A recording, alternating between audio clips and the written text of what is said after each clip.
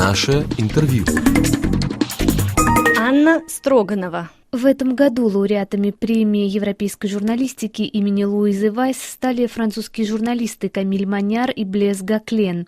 Последний за репортаж «Кадыровские убийцы», опубликованный минувшей осенью в журнале «Экспресс». С 2007 года Блез Гаклен живет в Австрии, в Вене и работает корреспондентом для французских СМИ, в частности для РФИ, Франс Культур, Экспресс, улица 89, а также на одной из государственных австрийских радиостанций. Над репортажем о нашумевшей истории убийства бывшего телохранителя Рамзана Кадырова Умара Израилова в Вене Блез работал 3 месяца. Заставить чеченских оппозиционеров давать интервью практически невозможно. Тем не менее, Блезу удалось найти и уговорить отца Умара Израилова, Али Израилова, рассказать о пытках, которым он подвергся в Чечне, получить доступ к материалам расследования австрийской полиции убийства Умара Израилова и убедить австрийского депутата Петра Пильца дать интервью французскому изданию. Итак, обсуждаем с Блезом Гакленом убийство Умара Израилова и жизнь чеченских беженцев в Австрии. Блез, почему вы заинтересовались жизнью чеченской общины в Австрии и, в частности, историей убийства Умара Израилова? Il faut savoir qu'en fait, en Autriche, les Tchétchènes sont tout à fait visibles dans la société, puisque чеченцы довольно заметны в австрийском обществе. По разным подсчетам, за последние 10 лет около 26 тысяч чеченцев получили убежище в Австрии. В Вене на улице, в больницах, в общественном транспорте можно часто встретить чеченцев, то есть это реальность, которая заметна австрийцам. Кроме того, история убийства Умара Израилова потрясла Австрию, ведь в маленькой и благополучной стране редко когда на улице в упор стреляют в 27-летнего отца 4 детей во время его выхода из супермаркета с пакетом конфет в руках. Эта история получила в Австрии большой резонанс еще и потому, что Умар Израилов был не неизвестно кем, а бывшим телохранителем президента Чеченской Республики господина Кадырова. le garde du corps du président de la République de Tchétchénie, M. Kadyrov. Репортаж «Кадыровские убийцы», за который вы получили премию европейской журналистики, был опубликован в сентябре прошлого года, то есть прошло уже больше 8 месяцев. В ноябре в Вене начался процесс по делу убийц Израилова. На какой стадии сейчас находится этот процесс? Le procès en lui-même n'est pas terminé. Процесс по этому делу еще не закончен. Австрийский суд попросил Кадырова выступить свидетелем на процессе, и пока австрийское правосудие все еще ждет ответа от господина Кадырова, так что пока процесс приостановлен и должен возобновиться примерно через 2 недели. Напомню, что процесс начался еще в ноябре и длится до сих пор. Это очень долгий процесс из-за того, что судьи ждут свидетельских показаний из России. Procès qui dure très longtemps puisque les juges attendent d'avoir des témoignages venant de la Russie. Как живет сегодня семья убитого Умара Израилова? En fait, la famille Tchétchène-Israilov. Пример семьи Израиловых достаточно симптоматичен для чеченской диаспоры в Европе сегодня. Это достаточно разрозненная диаспора, семьи зачастую разделены. Некоторым удалось получить убежище в Польше, другим в Германии или в Австрии, реже во Франции. Нужно напомнить, что с момента действия Дублинской конвенции беженцы должны оставаться в первой стране, куда они прибыли и где запросили предоставление убежища, и они не могут переехать в другую страну. Семья Израиловых попала в Европу абсолютно случайно. Вдова Израилова и 4 их детей, потому что она была беременна 4-м, когда его убили, по-прежнему остаются в Австрии. Она живет благодаря помощи комитета поддержки, созданного адвокатом Умара Израилова. Отец Израилова, с которым я много раз общался, живет в абсолютно засекреченном месте, потому что боится за свою жизнь. Vit lui dans un lieu absolument secret, puisque sa vie manifestement est en danger. В вашем репортаже вы пишете, что австрийское общество недолюбливает чеченских беженцев, что пресса, правительство и некоторые австрийцы подозревают всех чеченцев в преступной деятельности. Alors en fait, ils sont victimes de la dégradation, je dirais, de l'image de l'immigration. Чеченцы просто стали жертвами портящейся репутации иммигрантов в Западной Европе. Повсюду в Западной Европе иммигранты становятся козлами отпущения для крайне правых, а крайне правые занимают в Австрии сильную позицию. На последних парламентских выборах они получили 26% голосов. Это важно знать, чтобы понять ксенофобию, царящую сегодня в части австрийского общества. общества. Сегодня в Австрии ужесточается политика получения статуса беженца. Это делается для того, чтобы меньше чеченцев могли получить этот статус. Это сложно объяснить в двух словах, но если Австрия сокращает выдачу видов на жительство по статусу беженца, то для того, чтобы сократить поток чеченских беженцев. Сегодня запросы из России представляют собой 50% принимаемых в Австрии запросов. То есть власти, которые решают, имеет или нет тот или иной человек право на получение статуса беженца, решают таким образом, что некоторые российские граждане, являющиеся выходцами с Кавказа, потому что 99% российских граждан, получающих убежище в Австрии, являются выходцами с Кавказа, находятся в опасности у себя на родине. 99% de ces citoyens russes sont en danger dans leur pays d'origine. А что представляет собой чеченская община в Австрии сегодня? Чем занимаются ее представители, кем работают? Oui, la diaspora, je dirais, tchétchène en Autriche est absolument bien intégrée. Чеченская диаспора в Австрии абсолютно нормально интегрирована в обществе. Чеченцы занимаются совершенно разными профессиями. В основном это действительно строительные работы вместе с поляками и другими выходцами из Восточной Европы. Кроме того, они занимаются мелким бизнесом, например, открывают магазины телефонной связи. Женщины по большей части сидят дома с детьми, редко кто из них работает, но отцы семейств, находясь в Австрии на абсолютно законных основаниях, имеют право на работу и могут работать в совершенно разных сферах.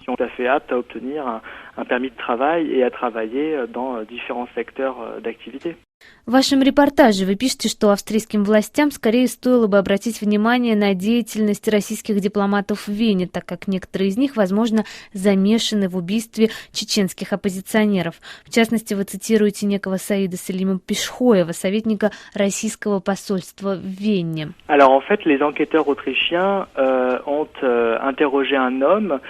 Австрийские исследователи допросили человека, говорившего, что он работал в особой группе, организованной при российском посольстве в Вене. Целью этой группы якобы было устанавливать местонахождение чеченских оппозиционеров в Австрии и в Европе и оказывать на них давление для того, чтобы они, скажем так, умерили свои претензии по отношению к президенту Кадырову и действующему в Чечне режиму. Эти сведения фигурируют в отчете о расследовании австрийской полиции, с которым я имел возможность ознакомиться. Неизвестно, где сегодня находится человек, давший эти показания, Артур Курмакаев, сам раскаявшийся убийца. Австрийские власти выслали его, и на сегодняшний день неясно, где он находится.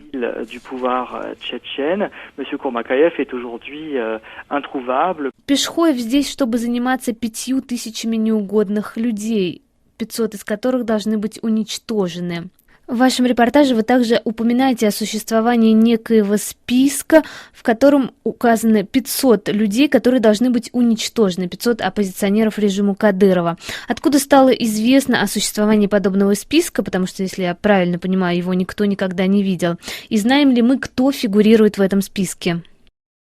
Alors cette liste, en fait, l'existence de cette liste, elle n'est pas prouvée. Существование этого списка не доказано. Это то, что называется городская легенда.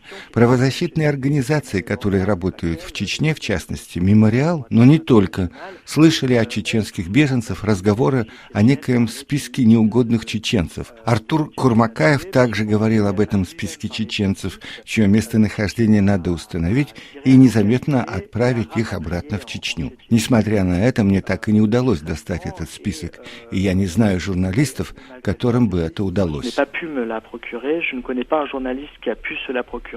Все это происходит на территории Евросоюза. По-вашему, это означает, что австрийские власти бессильны или они просто закрывают глаза? Ведь в интервью, которое дал вам отец Умара, Али Исраилов, он говорит, что Умар неоднократно обращался в полицию с просьбой защитить его, так как ему угрожали. Но, тем не менее, австрийские правоохранительные органы так ничего и не сделали. Умар Исраилов était protégé par une avocate extrêmement renommée en Autriche, une femme qui n'est pas n'importe qui. Умара Исраилова защищала очень известный австрийский адвокат. Она сама неоднократно обращалась в австрийскую полицию с просьбой защитить ее клиента, которому вербально угрожали, что его убьют. Незадолго до того, как его убили, Умар Исраилов вновь обратился в полицию с просьбой защитить его, и в полиции ему ответили, что правоохранительные органы не могут удовлетворить просьбы всех чеченцев, которые чувствуют себя в опасности, и что если вдруг что-то происходит, нужно звонить по номеру экстренной помощи. Что касается, в кавычках, равнодушия австрийских властей по отношению к чеченским беженцам, мне кажется, здесь нужно быть осторожным. Не нужно забывать, что в момент, когда Умар Исраилов приехал в Австрию, у власти находились крайне правые. В то время министром внутренних дел был Эрнст Штрассер, министр-консерватор в коалиции с крайне правыми. Австрийское министерство внутренних дел подписало соглашение о сотрудничестве с ФСБ, то есть российские спецслужбы отправили 2 агентов ФСБ на стажировку в австрийское МВД на несколько недель. Мы не знаем, имели ли агенты в рамках этой стажировки доступ к информации о чеченских беженцах в Австрии и их точные адреса. Это было первое и последнее соглашение, подписанное российскими спецслужбами ФСБ со страной-членом Евросоюза. Обвинение в адрес Пешхоева выдвинул австрийский политик Петер Пильц. Это достаточно выдающаяся личность. Он занимается вопросами безопасности. Петер Пильц неоднократно обращался к австрийскому правительству с просьбой обнародовать информацию о точной цели пребывания Пешхоева в Австрии, а также обнародовать тот контракт, подписанный между австрийским министерством и российским ФСБ. Но до настоящего времени его просьба, по всей видимости, не была удовлетворена. Qui a été signé entre le FSB et le ministère autrichien de l'Intérieur, mais jusqu'à présent, sa demande est restée, semble-t-il, lettre morte. И последний вопрос. Что значит для вас эта премия европейской журналистики?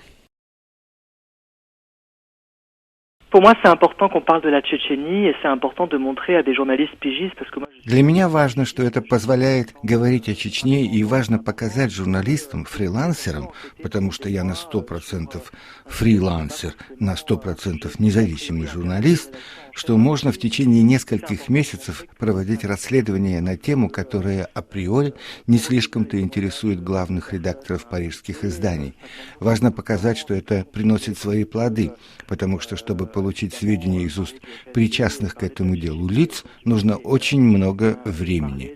Это очень сложно, потому что, естественно, говорить об ФСБ, о Чечне и о возможной причастности Рамзана Кадырова к смерти оппозиционеров на территории Евросоюза – это довольно трудная тема. Я рад, потому что эта премия в некотором смысле поддерживает мою работу, ведь у меня после публикации этого репортажа были проблемы с некоторыми российскими гражданами, которые звонили мне по разным поводам, которых я так до сих пор и не понял.